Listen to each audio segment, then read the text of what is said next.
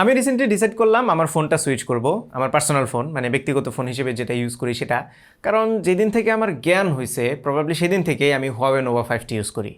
You know what I mean, it's been a long time. So কোন ফোনটা নিব সেটা নিয়ে মারাত্মক রকমের কনফিউশন কাজ করছিল আমার মধ্যে। এত ফোন ইউজ করেছি রিভিউ পারপাসে যে আমি নিজে এখন কনফিউজ নিজের জন্য কোন ফোনটা নেব।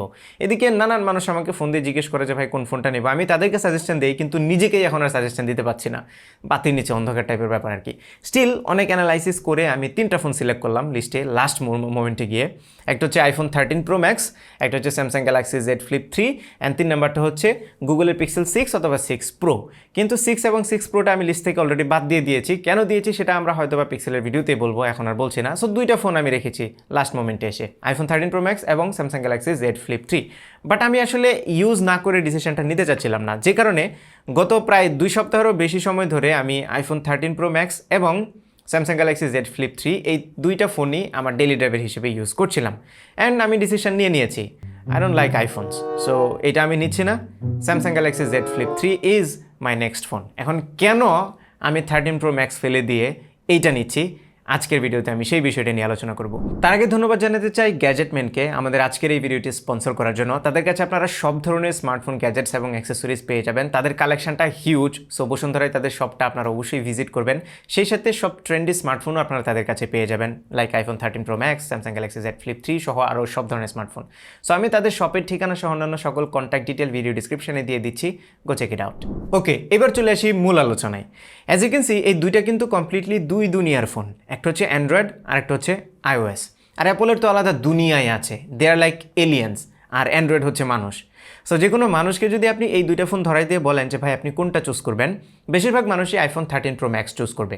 কারণ এটা প্রুভেন একটা ফোন, এটার অলমোস্ট সব কিছুই ভালো, আর এটার পেছনে অ্যাপলের লোগো আছে। আর কিছু লাগে? এটা ধরাই দেবেন আর বলবে ওয়াও এটা আইফোন, কিডনি ফোন। সো বুঝে হোক না বুঝে হোক বেশিরভাগ মানুষ এটাই চুজ করবে।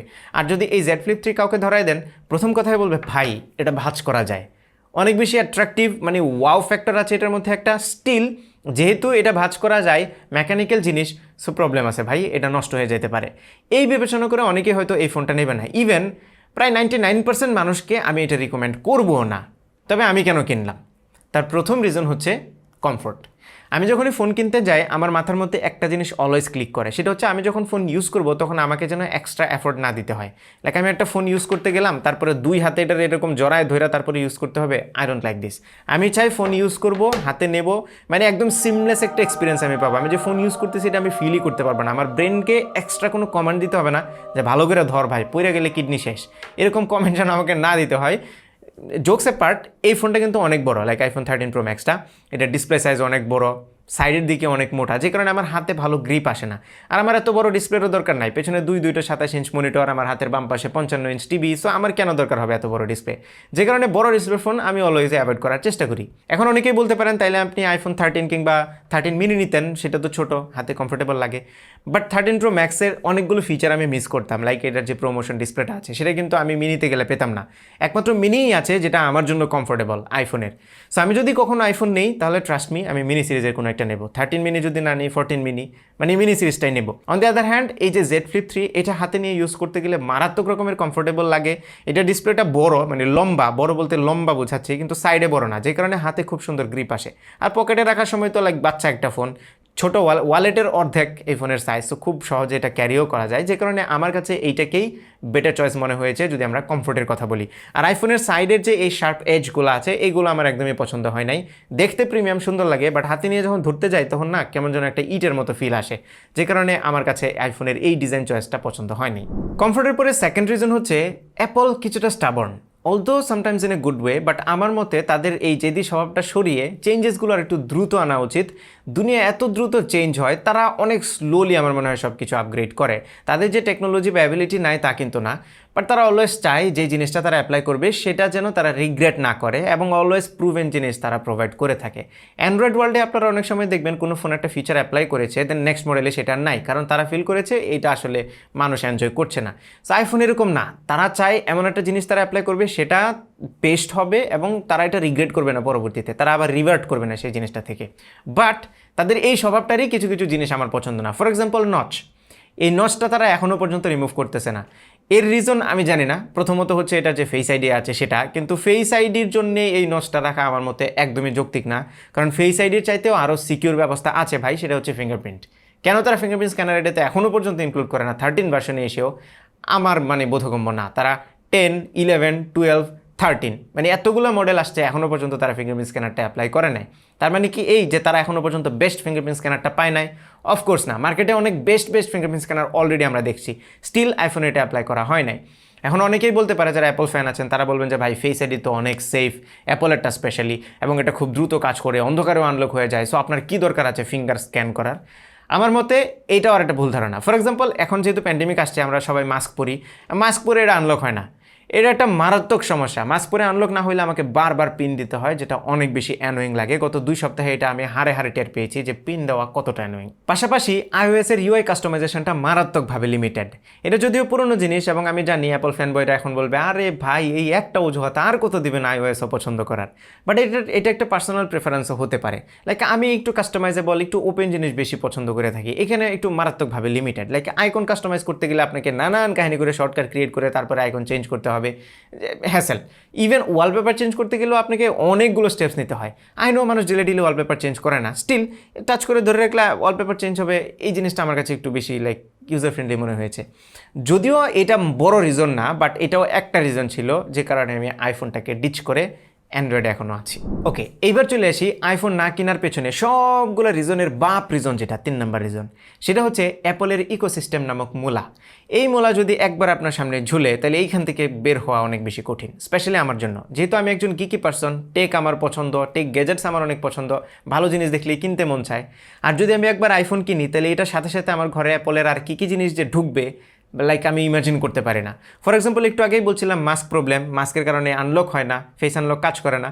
সো তখনই আমার মনে হতো যে একটা অ্যাপল ওয়াচ কিনি। অ্যাপল ওয়াচের কাছে থাকলে তো এটা অটোমেটিক্যালি আনলক হয়ে যায়, এবং অ্যাপল ওয়াচের জন্য আমাকে অলমোস্ট 50,000 প্লাস টাকা খরচ করতে হবে। ক্যান ইউ ইমাজিন, জাস্ট একটা ওয়াচের জন্য, যেটা আমি রেগুলার আমার অ্যান্ড্রয়েড ওয়াচ পরে আছে, আমি ওইটাই ঠিক মতো ইউজ করি না। অ্যাপল ওয়াচ যদি এত দাম দিয়ে কিনি, কি দরকার আছে? আর আইফোন বা iOS এর সাথে macOS এর যে সিঙ্ক্রোনাইজেশনটা, এটা যে কতটা বাটারি স্মুথ, এটা হয়তো বা সবাই জানেন।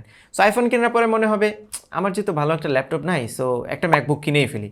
কদিন পরে মনে হবে একটা আইপ্যাড কিনে ফেলি, এরপরে মনে হবে একটা আইম্যাক কিনে ফেলি। স্মার্ট ওয়াচের কথা তো বললামই, দেন এয়ারপডস আছে, হোমপড আছে, কত কিছু।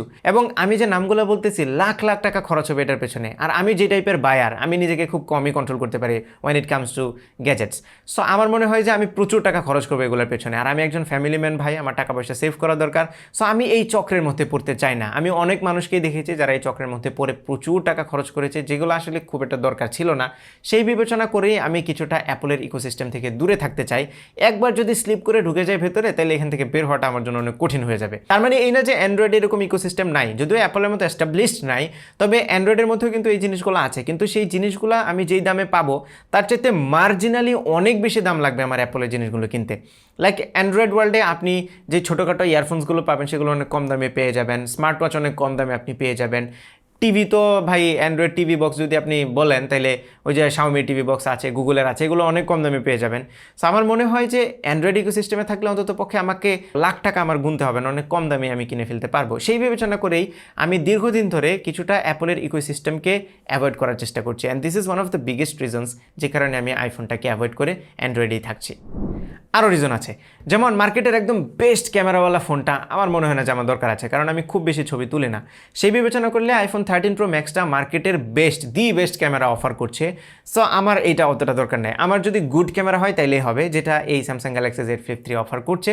গুড ক্যামেরা, স্পেশালি রিয়ারটা, ফ্রন্টটা আমার একদমই পছন্দ হয় না, এটার খুবই বাজে ক্যামেরা ফ্রন্টে, মানে দামের তুলনায়। সে বিবেচনা করলে আসলে ক্যামেরা যেহেতু আমার মেন প্রায়োরিটি না, সো আই কুড সুইচ ইট। আরেকটা রিজন, এখন আমি বলি এইটা নেওয়ার পেছনে রিজন। এইটা নেওয়ার পেছনে প্রথম রিজন হচ্ছে এইটা, এই যে এটা ভাঁজ করা যায় ভাই, এবং যেই দেখাতে সে বলে আরে ভাই আপনার তো জোস ফোন, তো ভাই এটা ভাঁজ করা যায়, দেখি তো ধরে একটু, মানুষ ধরে একটু দেখে। সো এই জাস্ট একটু নোভেলটি একটা ফিল নেওয়ার জন্য মূলত এই ফোনটা নিয়েছি। কারণ আমরা তো সবসময় এই রেগুলার ফর্ম ফ্যাক্টর ইউজ করেই অভ্যস্ত হয়, একটু ডিফারেন্ট ফর্ম ফ্যাক্টর ইউজ করতে কেমন লাগে সেটা আমি একটু জানতে চাচ্ছিলাম, যে কারণে মূলত এটা ইউজ করছি। এখন সমস্যা হয়ে গেছে, এটা ইউজ করার পরে যখন আমি রেগুলার কোনো ফোন ইউজ করতে যাই, এটা ইউজ করার পরে পকেটে রাখার আগে আমি চাই এটারে ভাঁজ করতে। ভাই কবে যেন ফোন ভাঙিয়ে ফেলি, খুবই বাজে একটা স্বভাব হয়েছে, এটা চেঞ্জ হইতে অনেকদিন সময় লাগবে। ওকে, সো এই ছিল বড় বড় রিজন যে কারণে আমি আইফোন না নিয়ে জেড ফ্লিপ 3 নিয়েছি। নাও আই নো অ্যান্ড্রয়েড ওয়ার্ল্ডে এই জেড ফ্লিপ 3 থেকে আরও অনেক বেটার ফোন আছে, আমি সেগুলো চুজ না করে এটা করেছি জাস্ট এই নভেলটি ফর্ম ফ্যাক্টরটা একটু ইউজ করার জন্য, জাস্ট দেখার জন্য যে ফিলটা কেমন হয়। এটা নিয়ে আমি একটা ডেডিকেটেড ভিডিও বানানোর চেষ্টা করবো যে ফোল্ডেবল অ্যাকচুয়ালি এখন ইউজেবল হয়েছে কিনা সেটা নিয়ে, বাট এটা জাস্ট এই ফর্ম ফ্যাক্টরটার জন্যে। আর নইলে আমার কাছে আরও অনেক বেটার অপশন ছিল এই প্রাইস রেঞ্জে। সো আইফোন নিয়ে যদি এক কথায় বলি তাহলে এটাকে যেহেতু মার্কেটের দি বেস্ট ফোন বলে আখ্যায়িত করা হয়, স্পেশালি আইফোন 13 প্রো ম্যাক্সটাই সব ফিচার এটাতে দেওয়া হয়েছে, সব কিছু মার্কেটের বেস্ট ফোন বলা হবে এটাকে। সেই বিবেচনা করলে এইটাকে না নেওয়ার পেছনে আমি খুব কম রিজনই দেখছি সাধারণ মানুষের জন্য। বেশিরভাগ মানুষই এইটাই প্রেফার করবে, অ্যান্ড আই থিঙ্ক আপনিও এইটাই নিতে চাইবেন। নিয়ে নেন, কোনো সমস্যা নেই ভাই, আইফোন নিতে পারেন, ভালো ফোন, তবে এটা চাইতে ভালো না আমার জন্য আর কি। সো এই ছিল আমাদের আজকের ভিডিও। আশা করি ভিডিওটি আপনাদের ভালো লেগেছে। যদি ভালো লেগেই থাকে তাহলে ভিডিওতে একটা লাইক দেবেন, কমেন্ট করে জানাবেন কেমন লাগলো। আপনার ফ্রেন্ডদের সাথে শেয়ার করতে একদমই ভুলবেন না। আমার পেজে ফলো এবং চ্যানেলে সাবস্ক্রাইব তো মাস্ট। দেখা হবে পরবর্তী ভিডিওতে। Till then take care. আসসালামু আলাইকুম।